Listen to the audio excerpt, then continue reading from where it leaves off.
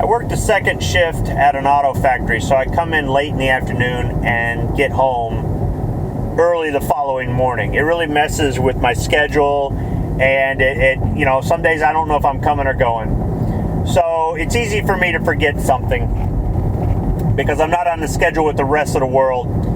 And I was driving to work on Monday, the 3rd of August, and I've seen all kinds of signs showing the precinct numbers outside of schools, public schools. And I said, oh, crap, it's primary day. Crap, I missed a chance.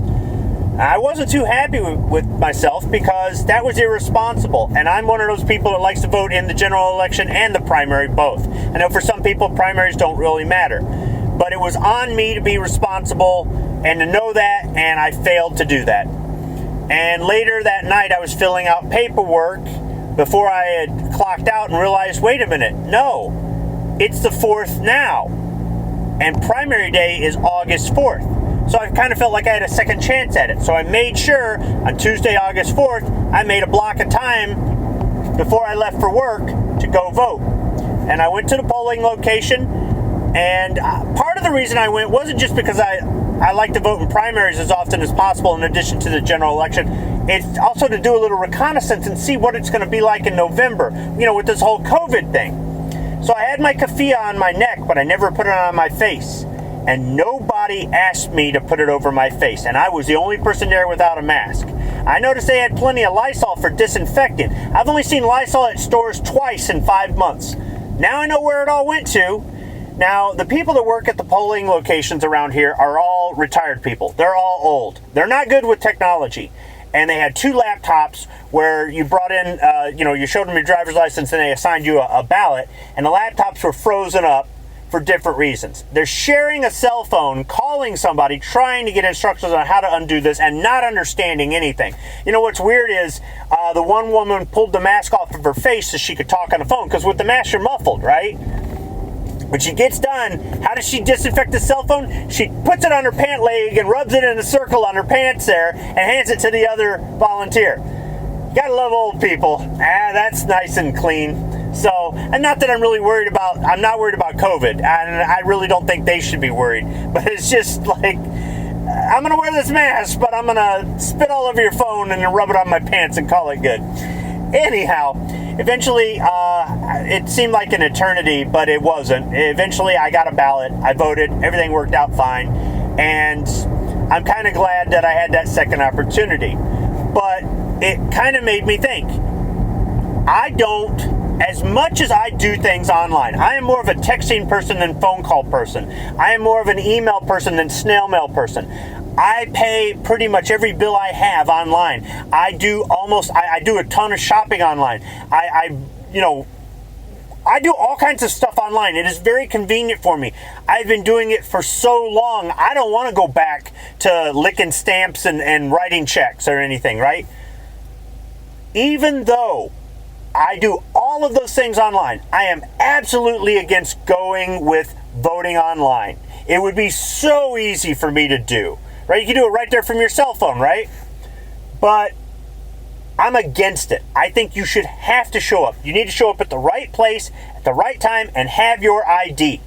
And you should only get one opportunity to vote, and that's it. They need to have something in the computer system, so if you try to go somewhere else and raise a stink and vote, that they don't let you vote. Or that if you go vote there, it doesn't matter, it doesn't count because your address doesn't match the precinct. Now, there was one time where we went to the elementary school where we've always voted, and a bunch of other people were there too, and the doors are locked and there's no signs. We go, what the hell is going on? I got on my phone and Googled it, where do I vote? Come to find out they moved it to the high school, and they didn't tell anybody. So I told everybody in the parking lot, it's at the high school. Well, went up to the high school and voted, right? So it's as easy as that to find out where you vote. Everybody's got a driver's license or an ID. You have to have it to cash a check. You have to have it to use a credit card. You have to have it, to buy alcohol, to buy a gun, to get cigarettes.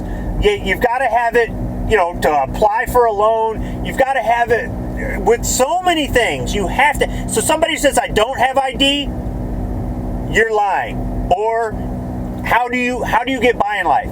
All all the other things you have to do that are not related to voting, you've got to have some form of ID for. So there's no excuse not to have ID. So there's no excuse not to know where it's at, and there's no excuse not to have any ID. And even though it can be somewhat of a hassle, like today, where I was wondering if they're going to breathe life back into these laptops, it's only every other year, every 4 years, and you don't have to vote in the primaries if you don't want to. You don't even have to vote if you don't want to. If you feel that strongly about it, just don't vote. But some of these people with their lousy excuses why they can't. And here's the thing. The precinct is going to be fairly close to your house. Why would you drive across town to a precinct that's further away and then expect them to go, oh yeah, you can vote here? That makes no sense at all. But there's all kinds of fraud in these elections when they let people do things like that, or people complain that they're not going to drive over there. They don't put the polling location purposely further away from your house. I've just never seen that. So I don't care what people's excuses are. If you feel that strongly about it, just don't show up to vote, okay? It's as simple as that. I don't think they should ever make voting mandatory. And as far as I know, absentee ballots only count if the election is really close. And I think it should be that way. Otherwise, absentee ballots are going to lead to a lot more fraud. And we've already had to deal with this stuff in the past. Remember hanging chads? So I like to encourage people to vote. I don't want to go away from the system we have for voting. And one of the reasons I encourage people to vote is, even though whether you voted or not, you have a right to complain about that politician. You have a right to complain about that law that you feel is unjust. You have the right to complain if they raise your taxes, don't fix your roads, do whatever. Understand this. Voting is the first step in changing something that you don't like. And if you were too lazy to vote, you are part of the reason for whatever it is you're complaining about. You have a right to complain about it, but you sound like an idiot because you didn't even try to make a difference. And that's what voting is. In our country, voting is making a difference. It doesn't mean you always get your way when you vote. It doesn't mean that the politician always honors their promises. But I do think that we should participate as often as possible, because there are some places around this world where you can't vote, or they tell you how you have to vote. And even though our system isn't perfect, it's a lot better than some of the things people are proposing. So if it ain't this year, another year, they try to make it where we can vote online or by mail, and that's the official way, I think there's going to be a lot of problems in this country if that ends up happening. So that's just my opinion on why we should make the effort to vote, and why we should vote in person, and why all these excuses I hear about how hard it is to go vote, it's a load of crap. Thanks for listening.